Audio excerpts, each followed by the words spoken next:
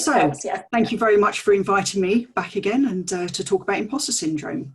So, my name's Cornelia Raubal, and I suffer with imposter syndrome. When I look back, I can see that actually even in childhood, I showed signs and tendencies that would set me up for imposter syndrome. I wanted to attain perfection. I got very frustrated when I couldn't attain that perfection, and I wouldn't answer or ask any questions in class because, you know, after all, I was supposed to understand all of it anyway. This didn't really hold me back massively.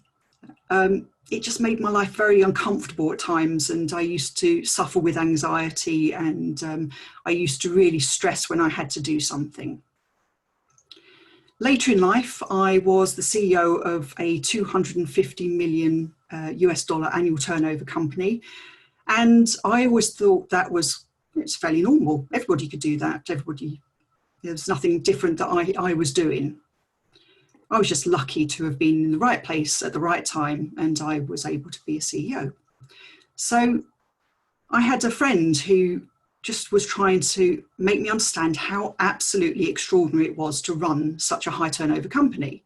I mean, when I first became CEO, I could actually write with just my signature a check for around about 400 million US dollars, and it just needed my signature on.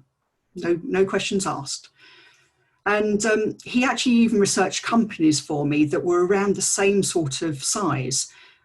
And I was shocked at the size of the companies that were on this list, and also some of them were real household names. But still, you know, I understood it on a logical level that what I was doing was pretty good. But I heard somebody once say that the longest distance travelled is actually between the head and the heart. And this was very true. So I didn't actually appreciate the fact that it really was extraordinary. The first time I ever heard about imposter syndrome was actually at a leadership development conference. It was run by, the speaker was Frank DeRafferty Jr.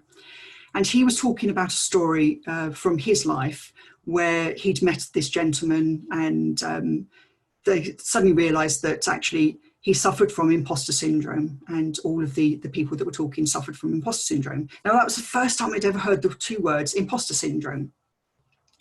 And I can remember sitting at the table, listening to this and thinking, oh my gosh, that's me. And that was a real shock.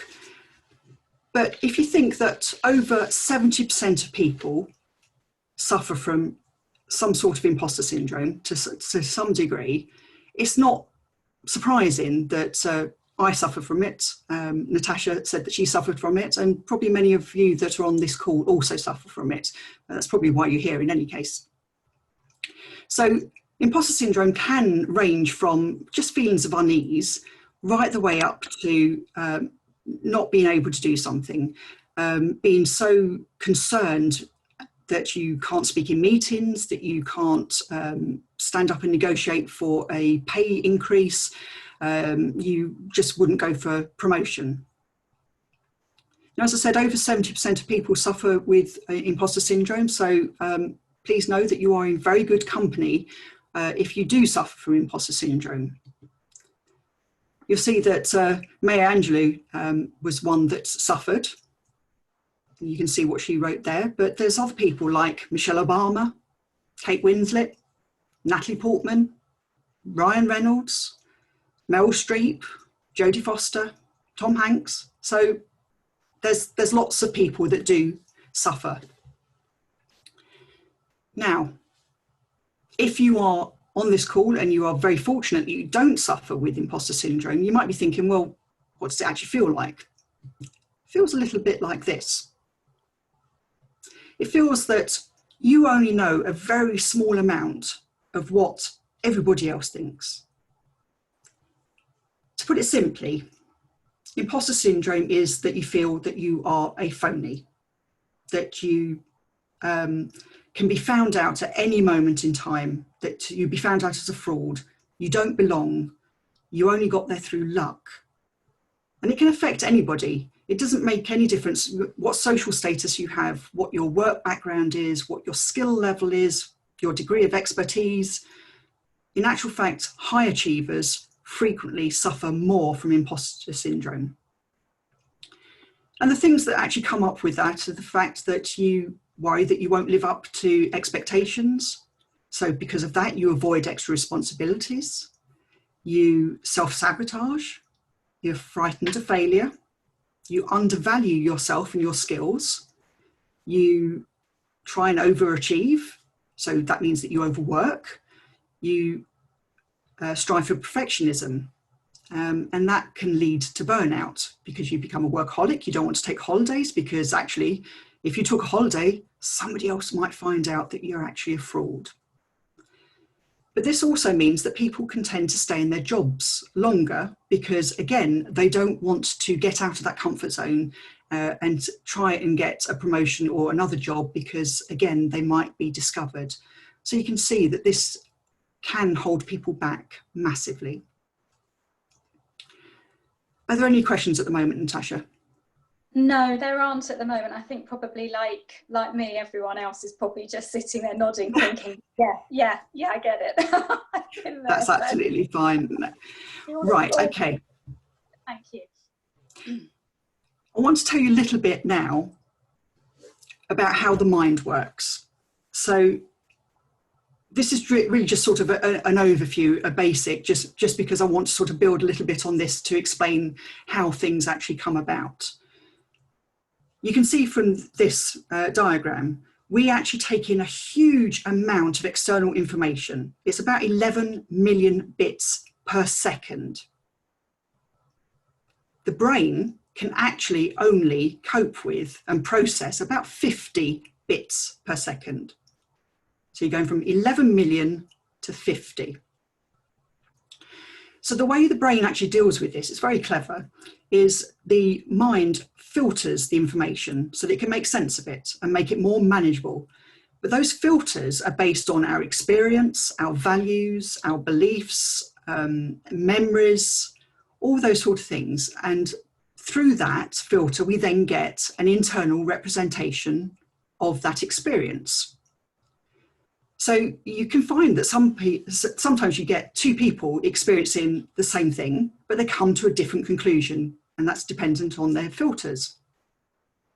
Just an example, my first job, which was in a non-ferrous metal company, I worked for a short time in Stockholm. And one day, one of the Swedish employees and I went out to get some lunch, and we were walking through the streets of Stockholm. It was a lovely day. Very much enjoying it. And she turned to me, she said, "Do you know why I love Stockholm?" I said, "No, why?" "Well, it's so big and bustling and it's wonderful." So, "Do you know why I like Stockholm?" I asked. She said, "No." I said, "Well, because it's so quiet and there's so few people pushing you out of the way off the pavement." To put that into context, her experience was that she came from a small town in the south of Sweden. I came from London. So we were experiencing exactly the same things, but our filters gave us a completely different internal representation. So the outcome or the behavior that comes from that is actually dependent on your internal filters. And that has an effect on how you view things and how things can build up. Because the next thing that you need to know about the mind is that the mind has a number of prime directives. Now, that's not the prime directive like you saw in Star Trek. In fact, there's quite a few prime directives, and I've only listed 4 here, but these are the 4 that I think are the most relevant to imposter syndrome. The thing is with imposter syndrome is that the seeds of that are actually sown very, very early. We start to get that building even in childhood. And as we go along, each experience in life confirms the veracity of that belief, whatever that belief actually happens to be. And it doesn't matter whether that belief is correct or not. Our mind still views it as something that it needs to deal with. So you see the one that says preserves the body. It sort of preserves you as a whole in actual fact. So if, for example, I put my hand up in class and was trying to answer a question, but I got that answer wrong. If the teacher tells me off because I got it wrong, and oh, you're stupid, or oh, you should know better, then my perception might be that actually I'm not very smart, I'm not very intelligent. If that happens again and again and again, my subconscious mind then will perceive that perhaps I shouldn't put my hand up, because that means I'm opening myself up to something that's not good for me. So it also then tells me that every time that similar things happen, when I'm older, then that experience is built on. And so it becomes more and more ingrained in my experience and in the way I view things as being true. Our sense of self-doubt is actually supposed to help us. I mean, it's there for a reason. It's supposed to help us to determine our competence and ability. Now, my family are heavily involved in ice hockey. My husband referees and plays, my son plays, and I manage the team. So I know all the rules of ice hockey. I have a good pair of skates. I have a good helmet. But when I'm asked to play ice hockey, my sense of self-doubt in my ability to skate faster than the opposing team is the bit that keeps me from being squashed against the balls on the rink. So that's something that's good, and my self-doubt helps me and preserves me. But it's when that self-doubt becomes completely overwhelming, and that's what really characterizes imposter syndrome. So the very thing that's supposed to help actually just proves our inability. When I spoke about 70% of people suffering from imposter syndrome, there is a split between men and women. 66% of women suffer from imposter syndrome, as opposed to 56% of men. There can be many reasons for this. And one of the things is that actually men and women react differently to imposter syndrome.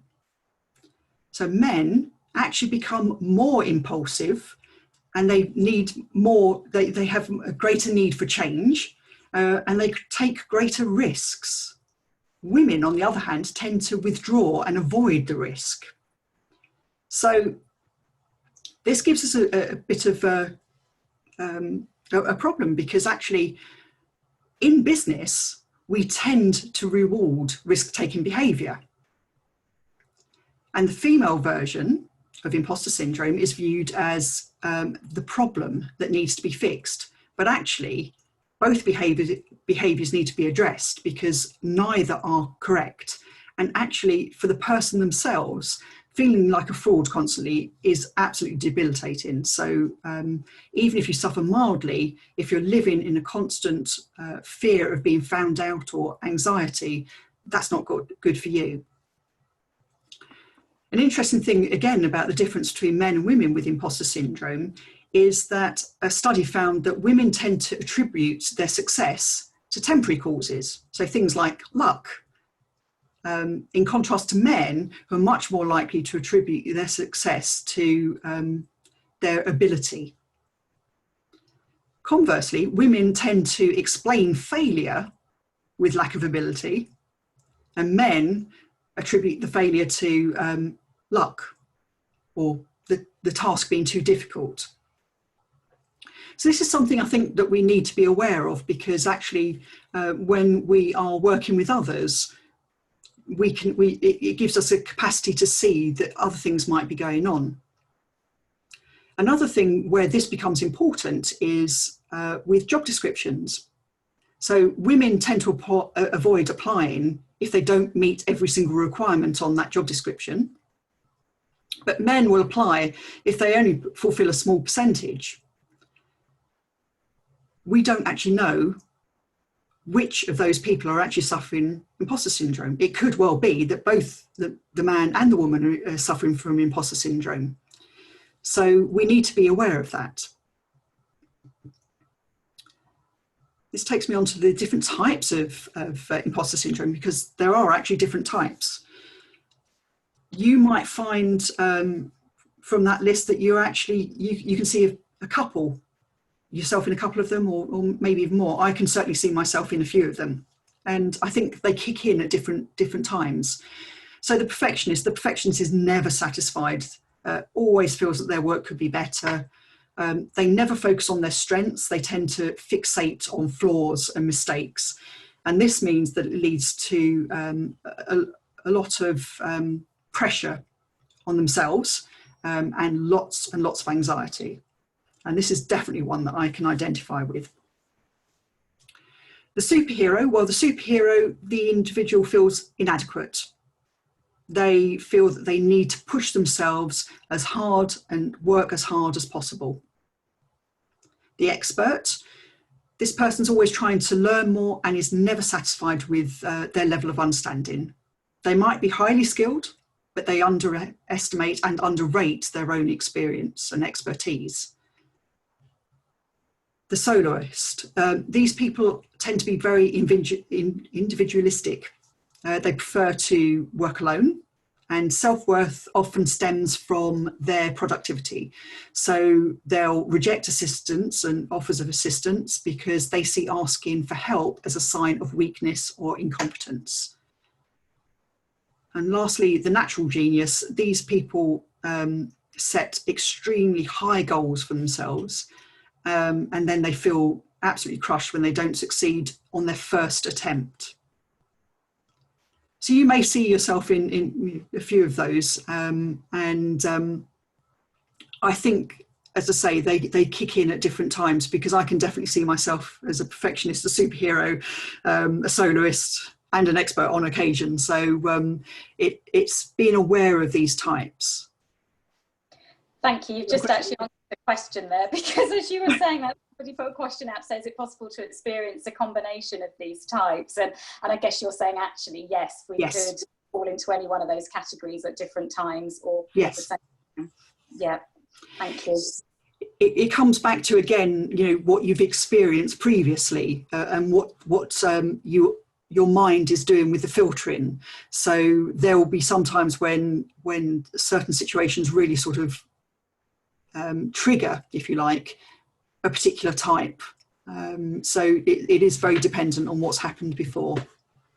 And I assume that applies from a male perspective as well, and there's no data that then fit one of them more than others, right? No, absolutely. It applies both to men and women. Thank you. Okay. Any more questions? No, that's great. Thank you. Okay, great.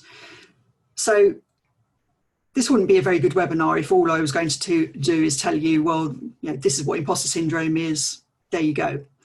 I'd like to tell you a little bit about what you can do. So first of all, this is what you can do personally if you suffer from imposter syndrome. I hate to tell you this, but there is no magic cure. You can definitely lessen the feelings of imposter syndrome, but I don't think that they go away completely, ever. In part, that's not a bad thing. If you think back to what I was saying about the self-doubt and preservation, I think, again, with imposter syndrome and perhaps being anxious before you make a presentation, before you negotiate a pay rise, all of these things, you get nervous because they mean something. If they didn't mean anything, it wouldn't really matter. So I don't think you can get rid of it completely. But these things will actually help. You've heard the saying, a problem shared is a problem halved. Well, it might not halve your problem, but it will definitely help you to realise that you're not alone in struggling with the feelings of imposter syndrome. There are over 70% of people suffering from it, so you can virtually guarantee that anybody you speak to will have an understanding. when we're in a leadership role, we can sometimes feel that we have to be an expert in absolutely everything. And that in turn can make us feel vulnerable. And worse than that, it can make us embarrassed if we have to say, well, actually, I don't understand that. Or if we feel that we're out of our depth. And the best way to deal with this is actually to share the fact that you feel this way. You know, you cannot be an expert in absolutely everything. And the truth is that everybody knows their particular field. So people will be expert, people will be beginners. And to get from that beginner to expert, we have to ask questions. We have to understand, we need help to be able to grow. So that's where it's so important to actually share feelings. Focus on the positive. Well, if you reframe your experience, if you are incredibly anxious about something that's coming up, an event, think about the fact that actually the feeling of anxiety and the feeling of excitement are very similar. So instead of saying that you're anxious, talk about being excited. And just that little change in the way that we view things helps change our mindset. Another really easy thing to do is add a very small word to that. So if you're saying, I can't do this, you know, I can't speak in meetings, the little word you add is yet. I can't speak in meetings yet. And then look at that. Well, what would it actually take to help me to speak in meetings? And it could be something as simple as, well, I need to speak to my manager and say, I need a bit of time to review material that we discuss. Could we get the material ahead of time so I can have time to formulate my thoughts? It could be that you feel that you need a bit of training. It could be many other things. So you can have a look at that yet and see what it actually means. The only thing is, don't fall into the trap of perfectionism or holding up everything because you feel that you need to do more training or more something, and that keeps on again, and that can also hold us in place. So use the word yet, but use it to actually see that it's something that you're growing into. Visualize success. This is a great one. This is a really powerful tool that you can use. If you are, for example, speaking in a meeting, visualize at the end of that meeting. So you've gone through this meeting, play it like a movie in your mind, and you've gone successfully through. You've added to the conversation, the discussion. You've asked pertinent questions. Everything's absolutely fantastic. You feel really good at the end. How wonderful do you feel? Visualize all of that running through like a movie. And that can really help, because when you get to that point, you suddenly realize that actually it's okay. You can see that success. You can see that you've come out the other side. Another aspect of that is perhaps something that's slightly bigger, and that's actually having a vision for your future. Do you have one? If you don't, then it's a good idea to do that. And a very descriptive vision of your future. What do you want life to be like in 5 years, for example? You know, write it down for from today, 5 years from today. What does that look like? And both business and also personal life. Write down your achievements. Another great one. Number of times you don't realize how well you've done in the past until you actually start to write them down. So try and write down 15 achievements, anything from life where you feel that you've achieved, whether it's getting your badges in the Girl Guides or the Scouts, or a swimming medal, or running 10K, climbing a mountain. It doesn't matter what it is, but start writing those achievements down. I guarantee that you'll get more than 15, even though when you first start putting pen to paper, you'll think, there's no way I can write 15, but I guarantee you will be able to. And that's a great list to look back on. I always set myself goals that I want to achieve in a year. And I can remember that I had a horrible year one year. And at the end of that year, when I was reviewing how my year had gone, and I was thinking, oh, rubbish year, nothing happened. And I looked back at the goals that I'd set myself at the beginning of the year, and I started ticking them off. And I hadn't paid attention when I was actually living the year, but looking back, I could actually see that I had ticked off all but one of my goals. And the one goal that I didn't tick off was actually a long-term goal that was set sort of 5-6 years in the future. So I wouldn't have achieved it that year anyway. So these things can actually help, because we sometimes feel that we're not making a success of things, and this can show us how much of a success we really are. When I say get some distance, what I mean on that is that we need a bit of perspective. And there can be a couple of ways of doing this. It can be by talking to people about how you're doing, getting feedback on your work if that's where you're suffering the most from imposter syndrome. Have a trusted advisor. They can help you. They can help point out the bits that you're doing really, really well, and you may not see that yourself. If you haven't got somebody that you can trust, then just take a step back from your situation. And as I say, writing down your achievements, visualizing success, these things can help you just take a little step back. And the final one on that one is say yes. Now, that doesn't mean to say yes to everything. It doesn't mean to say, if people are trying to push work at you all the time, that actually you shouldn't be saying yes all the time. But it means, and I think it was Richard Branson, if I remember correctly, that said, say yes and then work out how you're going to do it. That's a really good way to do things. It's actually resulted in my biggest achievement in my life. It was by saying yes to something that I had never imagined, although everybody else had always told me that it's something that I should have done. And that was when I was stepping up to board level. And it was actually from a conversation I had with the owner of the company, and he was wanting to fire the CFO. And so he was bouncing ideas off me of who he wanted to get in as CFO. So we were bouncing ideas off, and I suddenly said to him, well, I could do that. And he just looked at me and said, you could? Yes, right, good, you're doing it. Okay, I have to admit, the next 6 weeks of my life were an absolute nightmare, because I thought, what on earth did I just let myself in for? I had a complete and utter panic about it. My poor husband kept on getting me saying, oh, what have I done? What have I done? But the thing is, that was the best thing that happened. I stepped up to CFO, I did extremely well, and it was fantastic. So sometimes you say yes and then work out how you're going to actually do it. Are there any questions so far?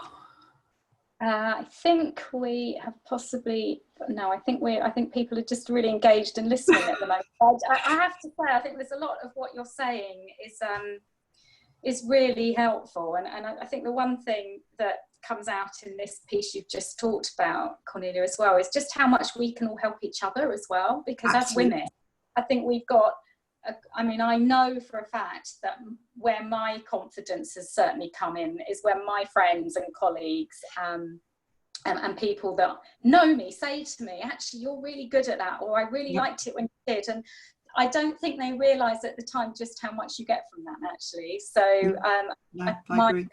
On top of everything that you've said is, I think you talked about having those people around you that you can ask for feedback from, but just, I think being conscious as well that if you can do to others that confidence building, then you'll get that back too. And it's so powerful, isn't it? Yeah, no, I absolutely agree.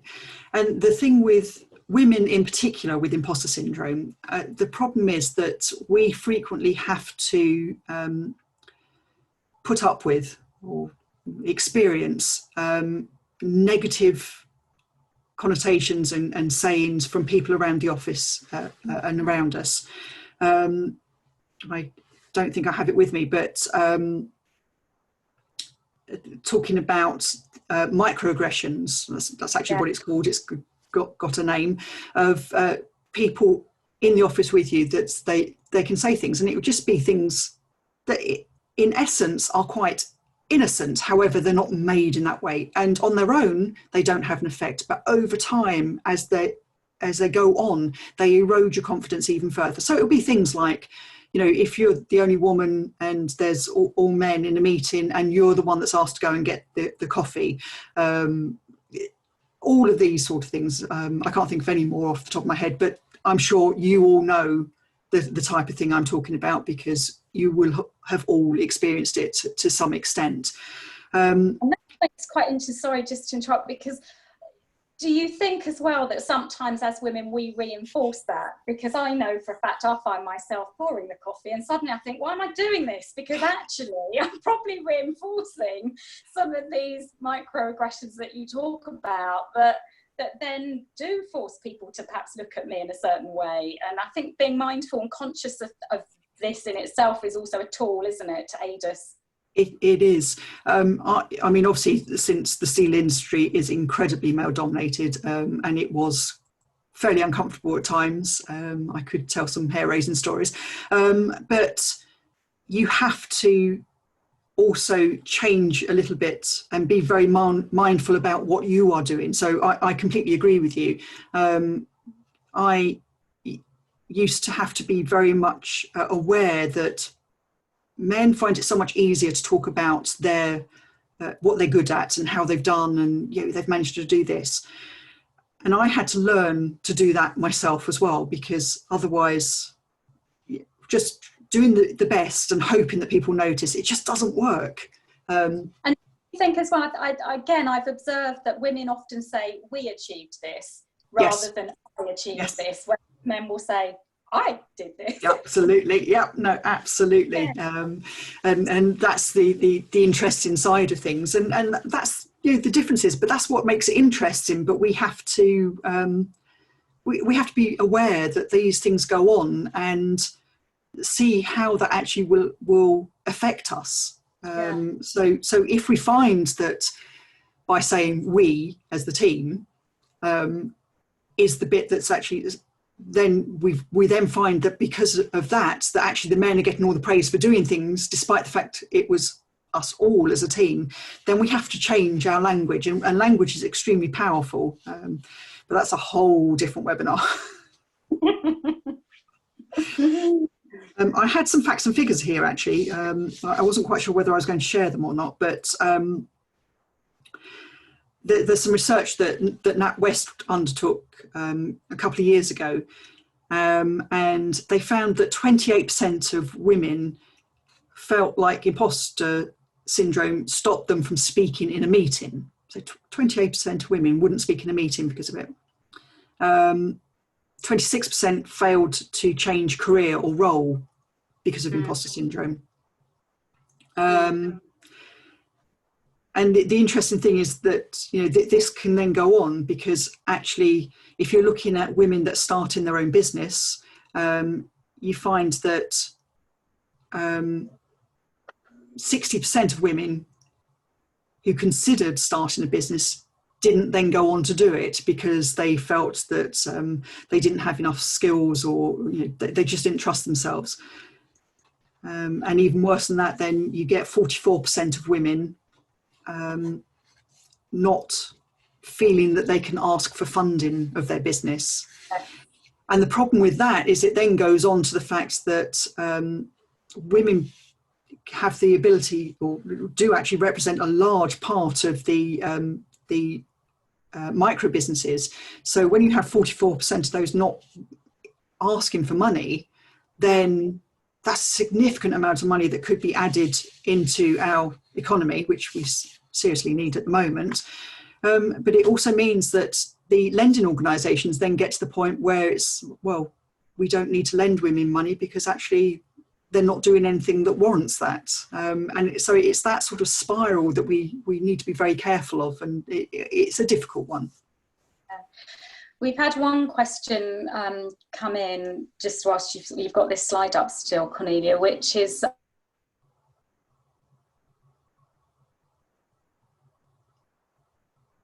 Nope, I lost you. Around you. Sorry, yeah. Sorry.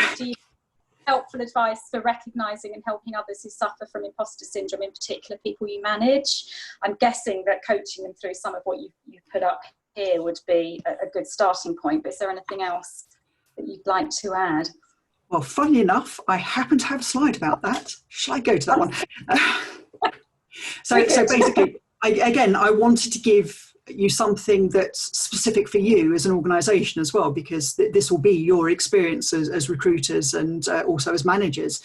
So the most important bit is, because it affects so many people, if you understand it does, then the likelihood of people that you're speaking with actually suffering from imposter syndrome is extremely high.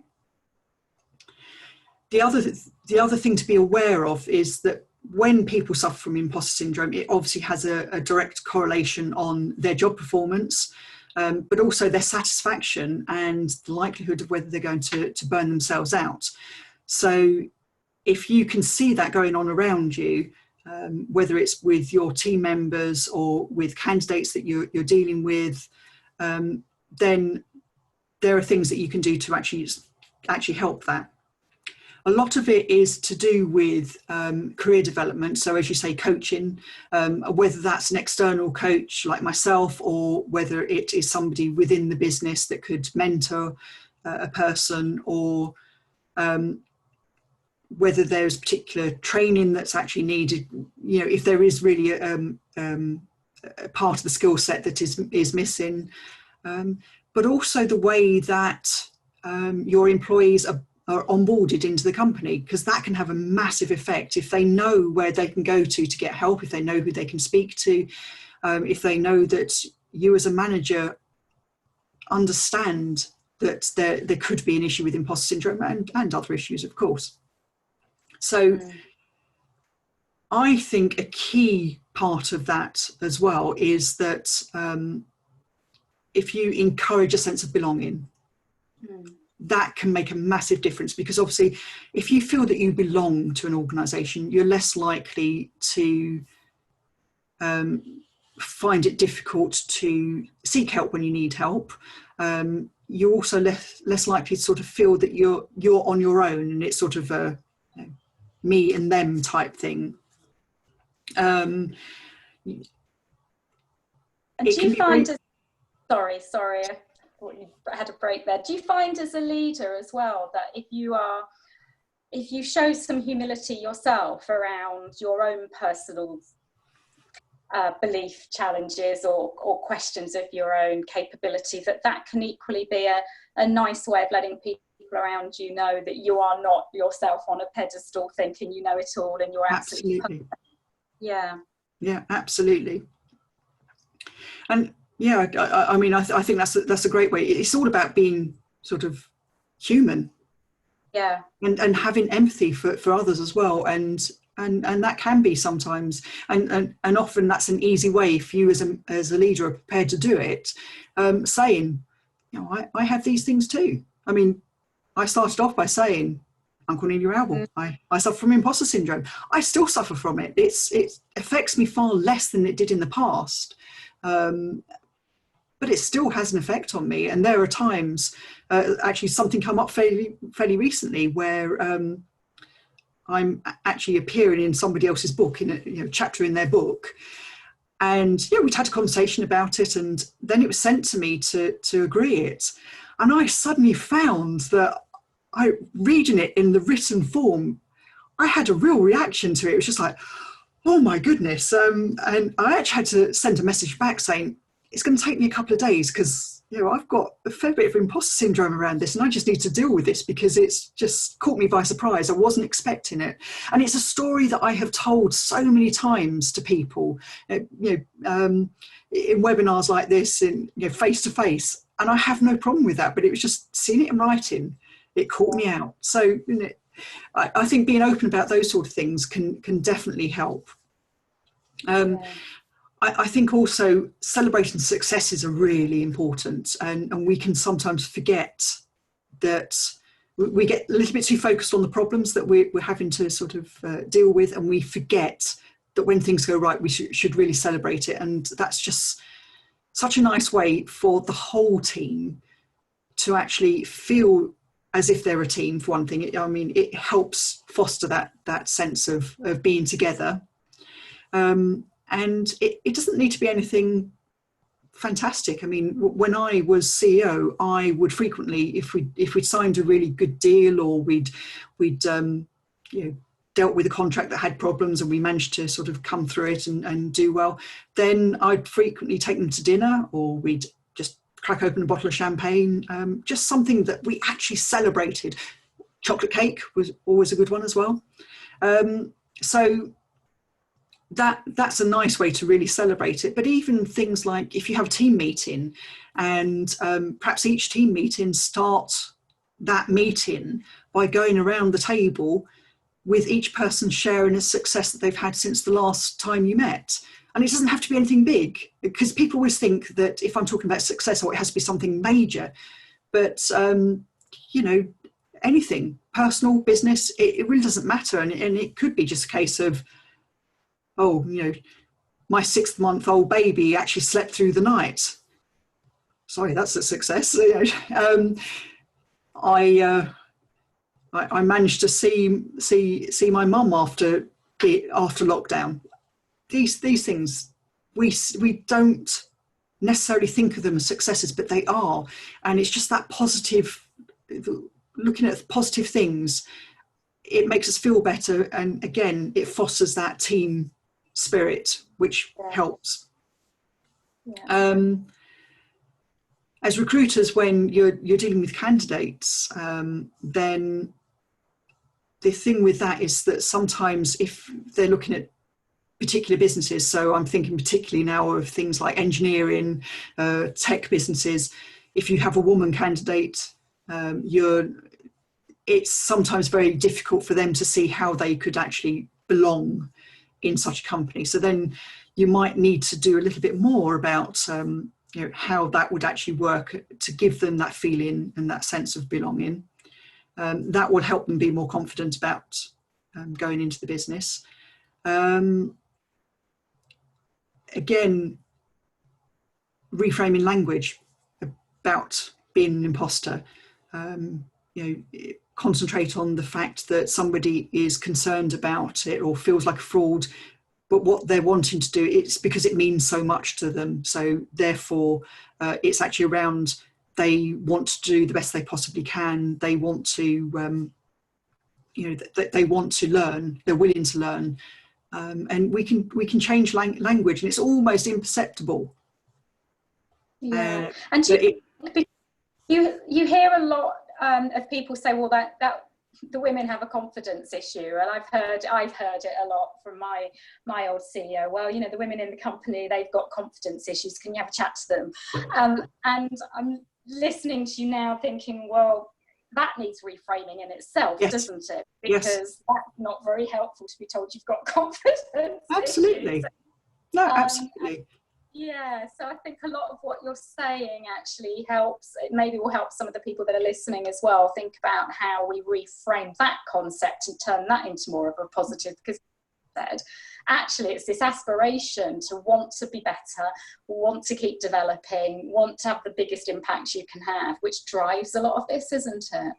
Exactly. And a lot of this, we need to have conversations. And this is the thing, because one person could really be lacking in confidence, and that could be real. Yeah.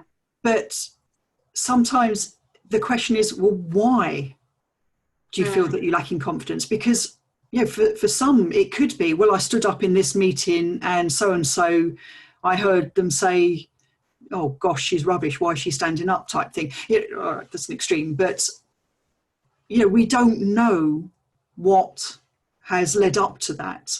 And so just by saying, oh, they've got confidence issues, doesn't actually deal with the root of the problem.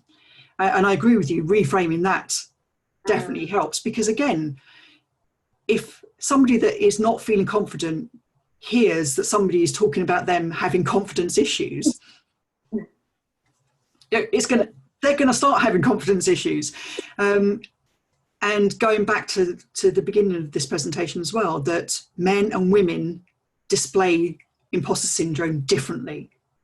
So for the women, they don't want to take risks, so they do hold back a bit, and men just dash on forward.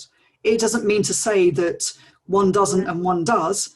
It's just, again, it's about asking those questions about how people feel, having feedback, and that can also be done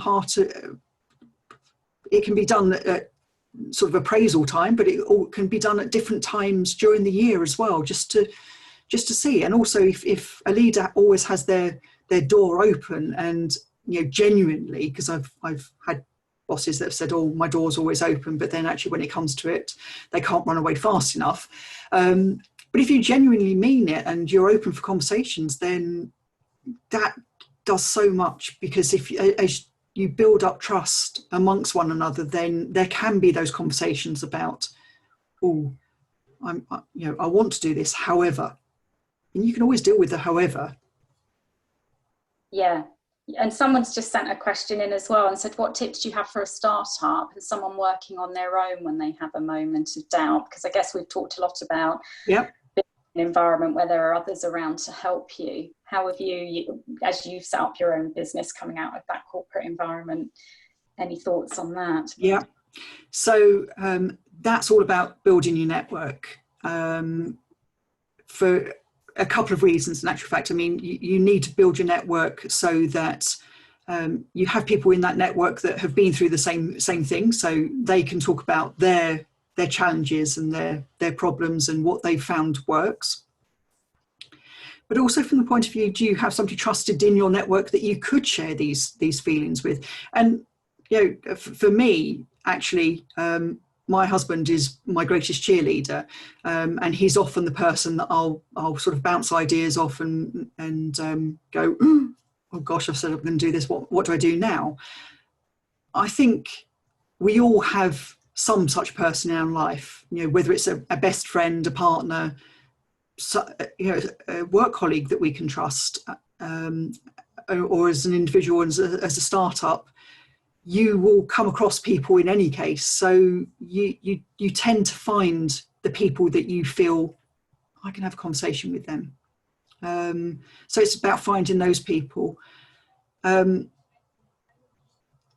I think it's also being aware that people do suffer from imposter syndrome. So you're not alone. So you might be a startup, but there'll be others that have gone through exactly the same thing, that had the same issues. And again, for the startup, it's reframing language, because that's just such an easy step to take. And it's easy, but it's hard. So sometimes you actually need somebody to listen to what you say, because you may find yourself saying, oh, I don't know how to do that, or I can't do that. And it boils down to, well, if you don't know how to do that, what is it that you need to know how to do that? What is that next step you can take that can help you do that? So I think it's being very much aware of what you're saying to yourself. And we are usually our harshest critics. What we think of ourselves and what we say to ourselves, we would actually never say to somebody else. So we need to be aware of that with what we're saying. So if we can change that, we can change an awful lot. Yeah, thank you. Just a quick reminder if there are any more questions to come in, because we're coming close to 3 p.m. now. So if you've got any more questions for Cornelia, please do send them in the next couple of minutes so that we can wrap up on time. But sorry, if we finished on the slides, Cornelia, just so I don't want to miss anything that you were going. Just a very, very last couple of points on these ones. So help candidates, so trust the decision of the hiring company. So help the candidate see that if they've been offered the job, they're the right person for that job. The hiring company has a whole process procedure that they go through. They wouldn't offer you something if you weren't the right person, if they didn't believe you were the right person. So trust in what they're seeing in you, even if you don't see it in yourself. And then the other bit, which really I think is vital, is about giving honest feedback. because there will be times when people don't get a job that they really hoping to get. And it's about providing that feedback that means that they don't come away thinking, I'm rubbish, I can't do this. You know, if you have empathy when you're giving that feedback, but do actually give feedback on why somebody hasn't got a role, you don't want them feeling that there's something wrong with me. It's more the fact that, you know, the skill set didn't meet the role, or things like that. So that's and I think I've been in the recruitment space myself. I mean, I think you touched on a really relevant point earlier around how as recruiters managing male and female applicants through the whole recruitment process is really important, and understanding how our neuroscience in all of us works differently, and yep. that actually a female might need more encouragement through the process, that actually it's okay to go for an interview if you don't tick every box on the job description. Absolutely. And be reassured perhaps that the end client isn't looking for that and is prepared to invest in development, and actually could be more about the soft skills or the human skills. And that as a recruiter, I think, is something that we should acknowledge those differences and not see the difference of male and female as wrong or right, but just that they're differences and they require to treat them and respect them in different ways. And I think in the past, possibly that was something that we didn't necessarily talk about enough, and therefore wasn't understood. Yep. But that's all really very helpful. Thank you. I think just to before we wrap up, oh sorry, you've got another slide. No, it's just this one. I want to share this with everybody. That's all I wanted to. Just basically say that don't suffer in silence. If you are struggling with imposter syndrome, reach out to somebody, and whether that's your best friend, partner, coach, anybody, just don't suffer in silence, because it's not who you are that holds you back, it's who you think you're not. Thank you, that's really powerful. But as I look at that, I remember that the second time in my life I went skiing and found myself at the top of a red run and sat there thinking, I definitely can't get down here. Yep. But I made it. Cornelia, that's really powerful, very, very helpful. And I mean, you clearly have achieved so much in your career that is aspirational and inspirational. And thank you for setting a light out for the women in here. And people are coming through saying on the chat box that, you know, this is resonating with them, and it's been really helpful. And I think knowing that people that have reached the levels you've reached within the workplace, knowing that even people like you have experienced this, that in itself is very, very powerful, because we achieved, got there, like you said, because it was easy and they got all the luck. But actually what we're not realizing is they've gone through a lot of the similar things that we've gone through. So thank you for sharing that with us. And I think the one comment that you made that would possibly be my little wrap up, which is the one thing actually I refer back to when I get in this place of, oh my goodness, they're going to find me out. And you mentioned it earlier, which is that high achievers